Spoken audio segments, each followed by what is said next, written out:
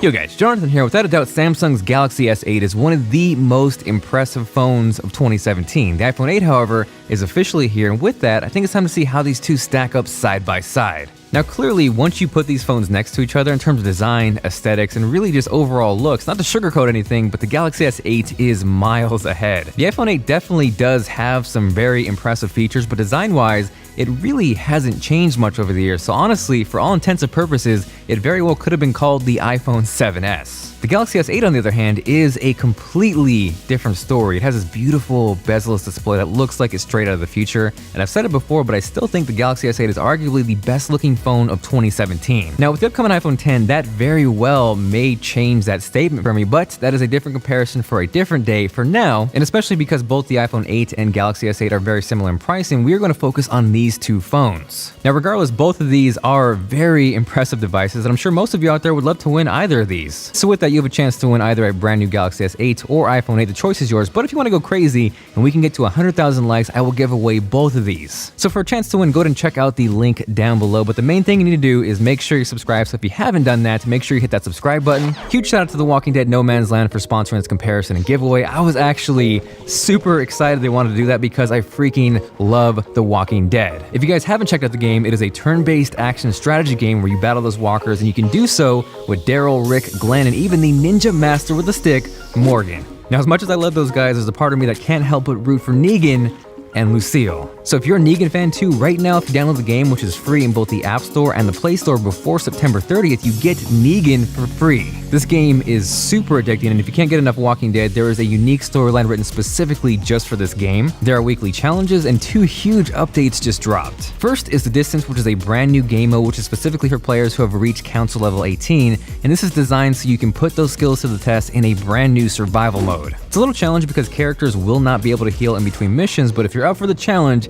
it's worth it because new rewards will drop each time the Distance event occurs. This allows you to collect components for your mission crates and craft badges for your survivors. Both these updates are available now, so make sure you check out the links below, and whether you're on Team iPhone or Team Android, if you're a fan of The Walking Dead, you're gonna dig this game. Now, unfortunately, with the iPhone 8, it still connects to a lightning port, and surprise, surprise, does not have a headphone jack. So two potential advantages with the Galaxy S8 is one, USB-C, and two, the fact that you can connect a pair of wired headphones without any adapter. Now, another potential advantage with the Galaxy S8 is micro SD card expandability. And I don't want to turn this into an iOS versus Android war. For me, I've never really felt the need to store anything on a micro SD card, but for some, it may be a big deal. If that's the case, that is clearly where the Galaxy S8 has a one-up. From there, you might notice that both the iPhone 8 and Galaxy S8 feature an all-glass back, and that is because both of these feature wireless charging. Clearly, this isn't anything new to Samsung or the Galaxy lineup. It is, however, in fact, brand new to the iPhone 8. They're using the wireless Qi standard and not some proprietary crap, so the fact that it's finally here on the iPhone is only going to help wireless charging become further adopted, and that is better for everybody. The one thing I will mention, though, in terms of fast charging or quick charging, that is something you get right out of the box with the Galaxy S8, whereas with the iPhone 8, you're going to need to spend nearly $100 in accessories just to get that, which is kind of crazy. So definitely a plus one to Samsung for providing quick charge out of the box, and unfortunately, in typical Apple fashion, you're going to pay more for adapters and accessories. For me though, whether I'm on Android or iPhone, I feel like I'm usually plugged into an Anker power bank or wall charger, so I've never really felt like my phone needs to charge faster. This is their brand new Power Core 2, which packs 20,000 milliamp hours of juice inside, so battery for days. It really doesn't matter which device you're on, it just works, and it works well. So if you're interested in checking one out, I will drop a link down below. Now from there, jumping into the displays, it is not even close. The Galaxy S8 here is the clear winner. It features a beautiful, and I mean beautiful, 5.8-inch Super AMOLED display. It's bright, it's colorful, it's vibrant, and the lack of bezels kind of just makes you want to stare in awe at it, and there really is no other word to describe it than impressive. With that display, Samsung also did a fantastic job of implementing a virtual home button into the screen, and it just works really well. The downside to that is that Samsung could not implement the fingerprint reader into the display, so in turn, it is located awkwardly on the back next to the camera, which I'm still not a fan of. Unlike the iPhone 10, the iPhone 8 does, however, have a fingerprint reader or Touch ID up front, so in terms of that, I definitely prefer the iPhone 8. That, though, unfortunately does not help the iPhone 8's display when stacked up side by side against the Galaxy S8. Now, the iPhone 8 is not a bad display by any means. It's got a beautiful wide color gamut, it's bright, True Tone actually works really well, but it just kind of pales in comparison in both size and resolution. It is a 4.7-inch display with a 750p resolution, and again, when you stack it side by side against the Galaxy S8, it's not not even close. So while the display is a clear advantage to the Galaxy S8, if we look under the hood, the iPhone 8 might surprise you. Yes, the Galaxy S8 has an 8-core processor, and I've seen people make fun of the iPhone 8, the iPhone 10 for finally getting a 6-core processor, but the fact is, the A11 Bionic chip is nuts. Stacked up side by side against the Galaxy S8, it completely smashes and obliterates it. The big thing with that A11 chip is that when it needs to, it's going to utilize all 6 of those cores at the same time, whereas with the Galaxy S8, it is actually 2 pairs of quad-core processors. That in turn is why the iPhone 8, and especially in multi-core performance, does so well. And just for reference, that is on par with a 13-inch MacBook Pro, which is crazy in terms of a smartphone. Again, I don't want to turn this into a war or negate how awesome the Galaxy S8 is, because it is a fantastic, beautiful, really fast phone, but in terms of performance, it is clear that Apple is miles ahead. From there, I want to jump over to cameras, because honestly, that is probably one of the most important features to pretty much everybody out there. Both the iPhone 8 and Galaxy S8 feature 12 megapixel shooters on the back, and in terms of performance goes as far as photography, both do an amazing job. To showcase that, I think these two pictures here are a prime example of why that is the case. This was shot on the Galaxy S8, which is an amazing picture, but if we hop over to the iPhone 8, it is pretty much equally as impressive. I'm not sure which I like more, but I think either way, you would not be disappointed with either of these. Same thing here with these pictures. I think the iPhone 8 does a fantastic job of capturing the highlights, the shadows, not overblowing the sunset, but it's pretty much the same thing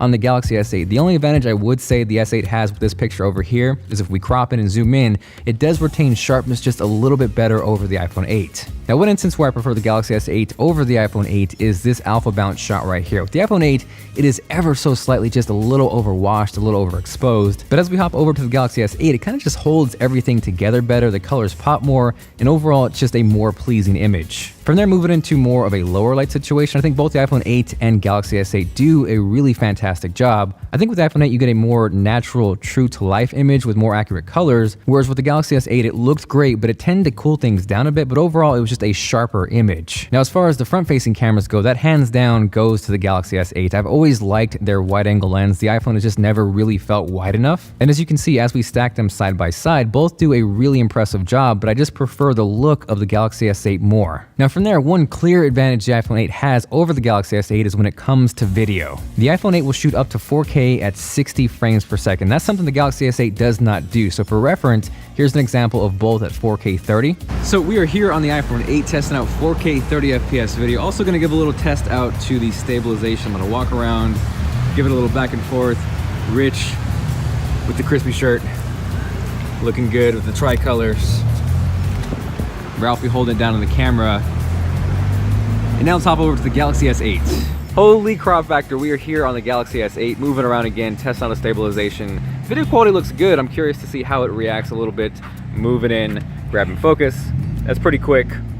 Tricolors one more time. It looks crisp here, not gonna lie. Back to Ralphie, and let me know what you think it looks better with a comment down below.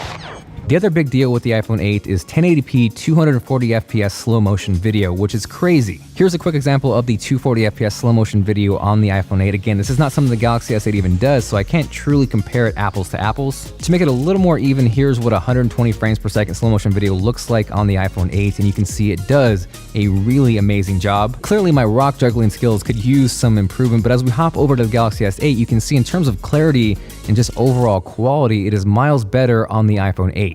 Now, ultimately, it really comes down to preference and ecosystem. Both of these are fantastic, high-quality phones. The Galaxy S8 is far superior in terms of design, hardware, the display, and while the iPhone 8 may not look the most impressive on the outside, it is packing some serious power and impressive features inside. With the Galaxy S8 and more specifically Android, you are clearly getting more customization, more freedom, more flexibility, whereas with the iPhone 8 and more specifically iOS 11, yes, it can be limiting, but in terms of the ecosystem, the App Store, it is second to none. For me, both of these are fantastic phones, and again, it is a great time to be alive in terms of technology. Hopefully this video kind of showcased what is cool about each of these phones and helped you with your choice. Aside from that, thank you guys very much for watching. If you missed it, I just dropped a brand new iPhone 8 Plus versus 8 unboxing and comparison. You can check that out here or check out the link below. This is Jonathan, and I will catch you guys later.